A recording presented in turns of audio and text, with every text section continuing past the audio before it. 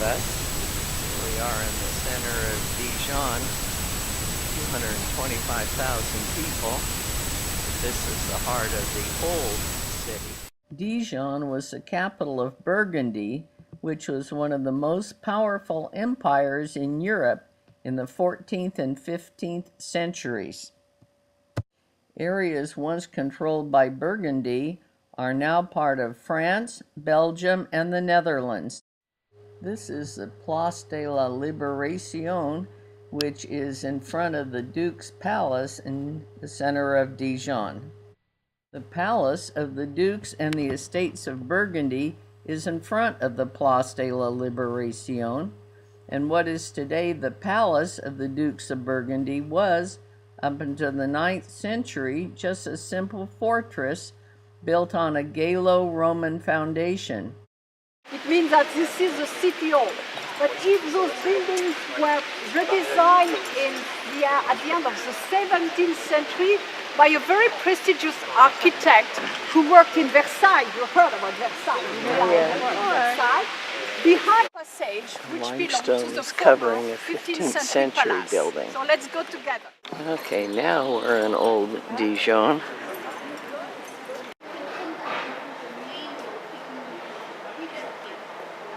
Garden side keep its 15th century architecture, when on the other side it was partly covered with 17th century limestone.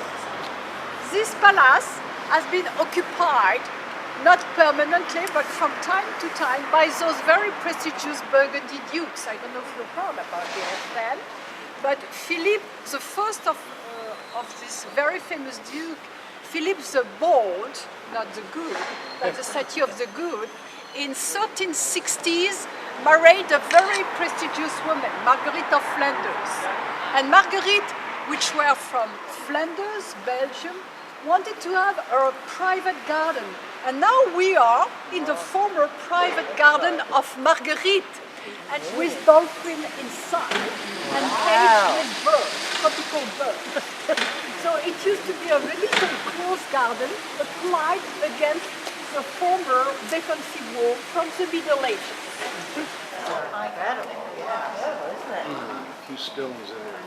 Most of the oldest part were of made Dijon. between the 15th and the 16th century onwards, except the church. It's a Gothic church from the 1230s, and it was a church belonging to the local administration, when the dukes themselves used to have their own private chapel, which disappeared today. 17th century, and as you could see, the roof is looking like the Hospice de Bourg. It's exactly the same technique used for covering the roof. But because you asked me about the owl, I will show you this famous owl, which is the icon of the local citizen of Dijon. And the owl! A metallic plaque has been inlaid a few years ago, but it has been made by a local Freemason in the 13th century when he was working in that church. It was designed by this man, and we are pretty ignorant about the real symbolism of this. But in any case, we have an old tradition in Dijon. And if you want to follow our old tradition, you should touch with your left hand the owl, close your eyes, and make a wish. And if you believe in it, it's going to be realized in the next few days. Here's the main entrance for that old church.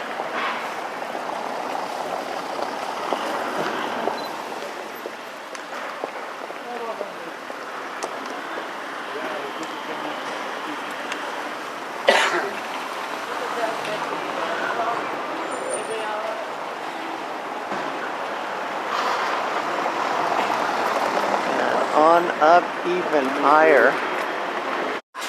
But at the very top on your right, could you see there is a clock? Yes. This is a clock. And up the clock, could you see there is a man smoking a pipe? Yeah. This man smoking a pipe is called Jack O'Clock. And he was not a citizen of Dijon. in the 14th century, he used to be on the very top of a belfry of a very famous city in Belgium, Courtrai. And at this time, Belgium was a part of the Burgundy Duke's property. And there were a lot of rebellions against the Burgundy Dukes. And to punish them, the Duke of Burgundy decided to remove the clock from that belfry and carry it back into Dijon. So Jack O'Clock is in charge of striking hours with a hammer. A century later, the local citizen of Dijon felt extremely sorry. He was a single man, and we married him to Jacqueline. So Jacqueline is in charge of striking half. See the woman who strikes a half hour, and up there's two children.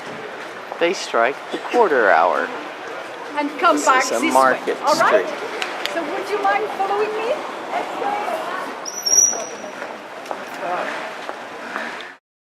In the perimeter of the eldest city center, the eldest one was the Roman city. And the Roman wall was just running alongside the street. But in the 14th century, people dismantled the Roman walls and started to build half-timber houses. And these two houses, if you just go against the wall, just in front of me, you will have the ground floor section is always made by stone because of the humidity. And those big arches were corresponding formally to little shops. We had a lot of shopkeepers in this area, which were belonging to the parish of Our Lady Church, and they were also artisans. Anything, but this is a typical design of Our Lady from Burgundy. Very large faces, a lot of folds in the robe, but she has the baby on her left side, which is not common. Most of Our Ladies have babies on the other side, and it's typical from the Burgundy region. Was completely redone in the 19th century. 19th century, completely redesigned in a medieval style.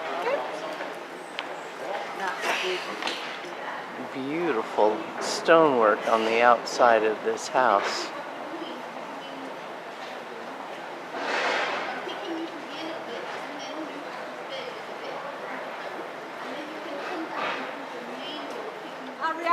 So here's a merry-go-round and an outdoor shopping market.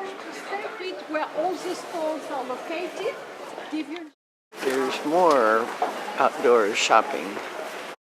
This shop has gingerbread and mustard and other rolls, and more gingerbread and more mustard and jams and more mustard and much more mustard. Got some nice towels here. Those aren't too heavy. Macaroons, palmiers, liqueurs.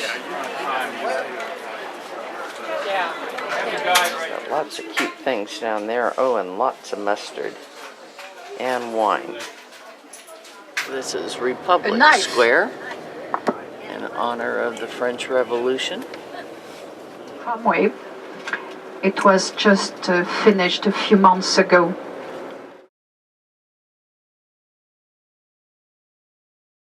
There's a train over there. We're not on a fancy train like that, but we are on the TG. We're in a second-class compartment, and we have just started to move, and everyone's breaking out their lunches.